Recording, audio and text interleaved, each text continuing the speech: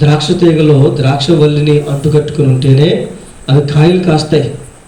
ఆ ద్రాక్ష తీగలు ఆ ద్రాక్ష వల్లికి అంటే ఆ తల్లి ఏరు ఉన్నటువంటి భూమిలో పాతుకొని ఉన్నటువంటి ఆ ఏరు కలిగిన తీగను ద్రాక్ష వల్లి అంటాం. దానికి వచ్చినటువంటి వేరే వచ్చినటువంటివి అవన్నీ తీగలు.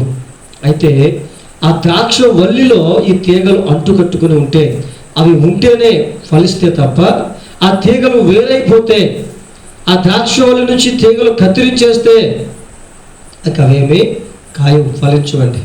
అలాగే యేసు ప్రభు నుండి లేక సంఘము నుండి మందిరము నుండి దేవుని సన్నిధి నుండి నువ్వు వేరైపోతే, దేవుని సన్నిధిని విడిచి నువ్వు అక్కడక్కడ తిరుగుతూ ఉంటే నువ్వేమీ చేయలేవు.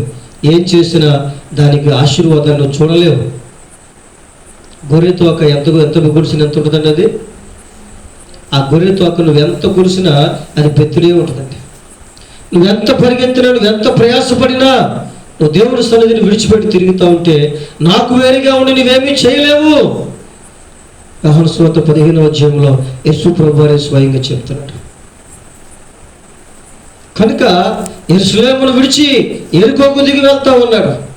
దేవుని సన్నిధిని విడిచి నయోమి కరువు వచ్చినప్పుడు తన దేశంలో ఎక్కడికి వెళ్ళిపోయిందండి? ఆమె స్వదేశాన్ని విడిచిపెట్టి మరొక దేశం వెళ్ళిపోయింది. ఎందుకని? దేవుడు కరువు రప్పించాడు, శ్రమ కలిగించాడు, అది అనుభవించాలిగా, అది భరించాలి కదా. అయ్యో శ్రమ, కష్టం, ఆకలి తప్పులు తప్పించుకోవాలని తన భర్తను, తన 2 కుమారులను వెంటబెట్టుకుని కుటుంబంగా వెళ్ళింది.